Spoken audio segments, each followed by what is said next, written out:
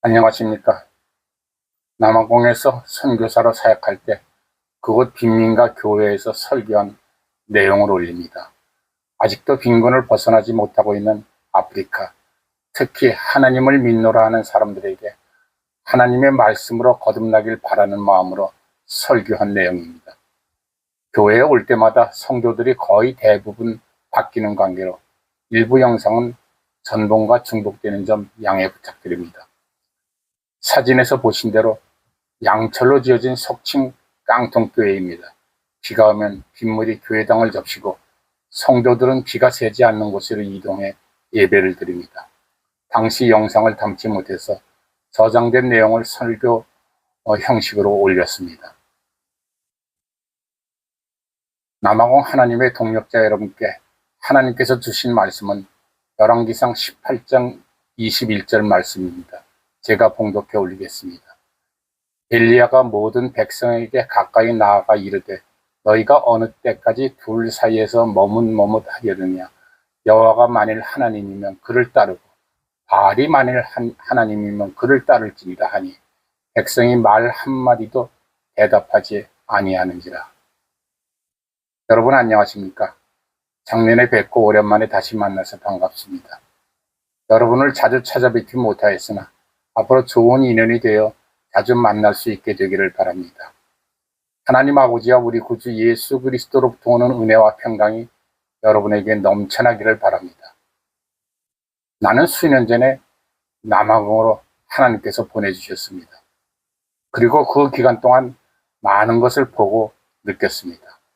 한편으로는 감동을 하면서도 한편으로는 안타까운 마음으로 늘 기도하고 있습니다.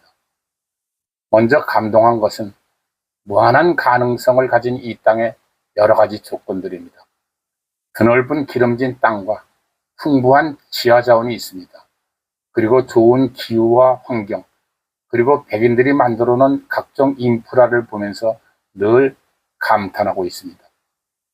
그러면서도 안타까운 마음은 이러한 좋은 조건을 가진 나라가 왜 빈곤을 벗어나지 못하고 있는가? 왜 국민들이 풍요로움을 누리지 못하고 있는가라는 사실입니다. 오늘 본문 말씀을 통하여 하나님께서 이 땅의 그리스도인에게 주신 말씀을 묵상하며 결단하기를 바랍니다. 당시 북이스라엘 백성들은 아합 왕과 그의 부인 이세벨의 영향 아래 하나님보다는 바알신을 숭배하고 있었습니다.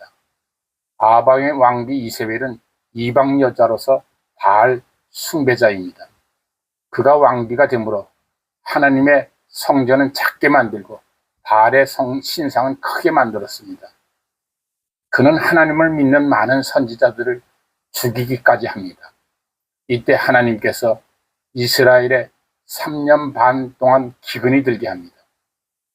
이스라엘 국민들도 선택된 하나님의 백성으로서 하나님을 믿고는 있었습니다.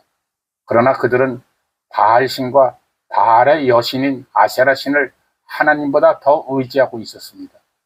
그러한 때 하나님께서는 3년 반 동안 피신하여 있던 선지자 엘리야를 그들 앞에 보냅니다. 아합과 엘리야는 서로가 이스라엘을 괴롭게 하는 자여 하며 언쟁을 합니다. 결국은 갈멜산에서 이스라엘을 괴롭게 하는 바알 선지자 450명과 아세라 선지자 400명을 나오게 합니다. 엘리야 혼자서 850명의 거짓 선지자들에게 싸울 것을 엘리야가 제안합니다. 물론 엘리야가 승리하였고 바알 선지자들은 모두 죽였습니다. 그들은 바알을 소리 높여 불러보지만 존재 자체가 없기에 응답이 없습니다. 불러도 대답 없는 이름이요, 부르다가 죽게 될 이름이요, 그 이름은 바알. 우리는 여기서 우상을 섬기는 것과 하나님을 섬기는 것의 큰 차이점을 발견하게 됩니다. 우상은 까딱하지 않고 우상을 섬기는 사람들만 매우 바쁩니다. 하나님을 섬긴다는 것은 사람은 힘을 들이지 않아도 하나님은 매우 바쁘십니다. 엘리야는 이 승부전에 먼저 이스라엘 백성에게 나와 외칩니다. 너희가 어느 때까지 둘 사이에서 머뭇하려느냐. 여호와가 하나님이면 그를 따르고 바알이 만일 하나님이면 그를 따를지니라. 이렇게 외쳤습니다. 이 말은 하나님과 바알신 사이에서 머뭇거리며 이쪽에도 가서 기도하고 저쪽에도 가서 기도하는 백성들을 질책하는 외침입니다. 이 외침에 이스라엘 백성들은 한마디도 대답하지 못하였습니다. 나와 하나님, 우상과 하나님, 내 생각과 하나님 생각, 이 둘 사이에서 머뭇거리고 있었기 때문입니다. 사랑하는 남아공 성도 여러분, 우리는 소돔 땅이 왜 멸망하였는가를 깊이 있게 생각해 보아야 합니다. 소돔은 의인 10명이 없어서 멸망했습니다. 하나님을 안 믿는 자들이 많아서 멸망한 것이 아닙니다. 소돔 땅에 안 믿는 백성들이 수백만 명이 있었더라도 의인 10명만 있었으면 멸망시키지 않았습니다. 결국 소돔 땅은 안 믿는 자들 때문에 멸망한 것이 아니라 믿는 자가 없었기 때문에 멸망한 것입니다. 둘 사이에서 머뭇거리지 않는 신실한 믿음의 백성이 10명도 안 되었던 것입니다. 남아공에 와서 길지 않은 기간 동안 내가 느낀 것은 이 땅에 믿노라 하는 사람들 중 둘 사이에서 머뭇거리고 있는 사람이 많다는 것입니다. 대부분의 국민들이 예수를 믿으면서 또한 대부분의 국민들이 교회를 나오지 않습니다. 교회에서 예배 드린 후에 많은 사람들이 무당집과 무수히 많은 이단교회에 가서 그들의 이야기에 넋을 잃고 빠져들곤 합니다. 예수를 믿노라 하면서 여전히 헛된 것에 영혼을 빼앗긴 사람들이 우리들 주변에 많다는 사실을 부정하지 못할 것입니다. 이제 결론의 말씀을 합니다. 겉으로 보기에 자원이 풍부한 이 땅, 아름다운 환경을 가지고 있는 이 땅, 드넓은 광야와 소떼와 양떼, 그리고 끝이 안 보이는 각종 농장들, 그러나 이 좋은 조건들이 우리들과는 아무 상관이 없는 것이 현실입니다. 주변을 살펴보면 눈으로 보이는 땅의 대부분이 풍성한 것처럼 보입니다. 그러나 남아공 경제의 90% 가까이 이방인인 백인들이 소유가 됐습니다. 그러기에 이 땅의 원주인인 여러분의 삶은 소돔 땅과 다를 것이 없습니다. 이러한 때 하나님께서는 엘리야를 이스라엘 민족에게 보내시어 민족의 구원을 외치게 하였습니다. 그리고 지금 이 시대 이 땅의 구원을 위해 여러분들을 부르고 계십니다. 둘 사이에서 머뭇거리지 않고 예수님께 나온 여러분들에게 이 땅과 민족들을 맡기시길 원하십니다. 우리 모두 소돔 땅의 10명의 의인이 되어서 소수이지만 여러분들의 믿음을 주님께서 보시고 머뭇거리고 있는 수많은 이 땅의 백성들을 구원해냅시다. 지금은 비록 가난하지만 그 가난을 이겨내야만 합니다. 남의 물건을 탐내지 말고 힘써 일하면 풍요로워진다는 사실이 진리임을 알아야 합니다. 부모와 자녀들 모두 자신의 역할에 충실해야 합니다. 가난하더라도 자녀들에게 학문을 가르쳐야 합니다. 그러면 그 자녀들에 의해 잠시 후 이 아프리카 땅에 하나님의 축복이 임할 것입니다. 하나님과 우상 사이에서 머뭇거리지 말고 오직 나와 내 집은 여호와만을 섬기겠노라 다짐합시다. 우리 모두 10명의 의인이 됩시다. 그러면 머지않아 전 세계가 우러러보는 아프리카 시대가 펼쳐질 것입니다. 나는 작년에 저희 조국 코리아에 대하여 말씀을 드렸습니다. 5,000년의 역사를 가진 코리아는 남아공의 12분의 1 정도의 작은 국토를 가지고 있습니다.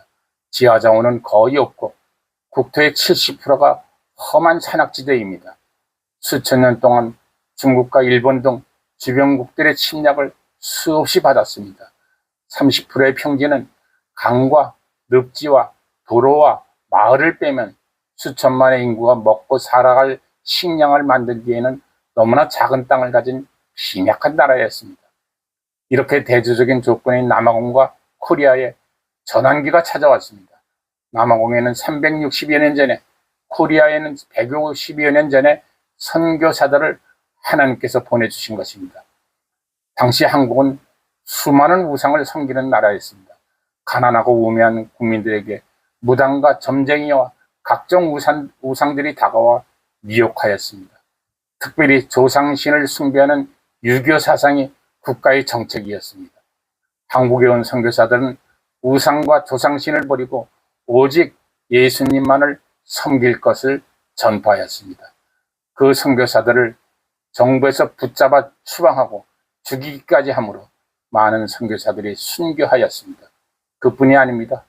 복음을 받아들인 성도들까지 옥에 가두고 교회를 불태우며 수많은 성도들을 죽였습니다. 그러나 아직은 소수이지만 한국의 성도들은 죽음을 두려워하지 않고 복음을 올바르게 받아들였습니다. 예수님을 믿는 순간 우상을 버리고 점장이와 무당들을 멀리하였습니다. 조상신에게 경배하지 않았으며 술과 담배와 도박을 끊었습니다. 가족과 이웃을 사랑하며 성경을 읽기 위해 글을 배우고 자녀들 양육에 힘을 쏟기 시작하였습니다. 선교사들이 순교를 무릅쓰고 복음을 전한 결과입니다. 그들은 복음과 더불어 많은 학교를 세워 학문을 가르쳤습니다. 예수님의 가르침대로 가난한 자와 고아와 과부들을 돌보았습니다. 서방의 발전된 농사법과 과학 문명과 의술을 가르쳤습니다. 남자와 여자가 평등하다는 것을 가르쳤습니다. 예수 믿는 성도들은 전도에 힘쓰고 교회를 세우고 결단코 주일 예배를 범하지 않았습니다. 그 결과 지금부터 60여 년 전 세계에서 가장 빈곤하였던 나라에 하나님께서 복을 쏟아부어 주신 것입니다. 지금은 빈곤하지만 아프리카 성도들이 우상과 조상신을 버리고 여호와 하나님만을 섬기면 머지않아 전 세계가 우러러보고 몰려들므로 풍요로워진 아프리카 시대가 펼쳐질 것입니다. 다 같이 기도하겠습니다. 하나님 아버지, 아프리카 땅을 축복하여 주시옵소서. 이 자리에 있는 머뭇거리지 않는 신실한 백성들로 인해 아프리카 전체가 구원받게 하여 주시옵소서. 이들의 믿음으로 우상과 거짓으로 미혹시키는 자들이 사라지게 하여 주시옵소서. 이들의 믿음을 이어받은 자손들에게는 자손들 시대에는 빈곤이 사라지고 풍요로운 아프리카 시대가 펼쳐질 수 있도록 도와주시옵소서. 예수님 이름으로 기도드리옵나이다. 아멘.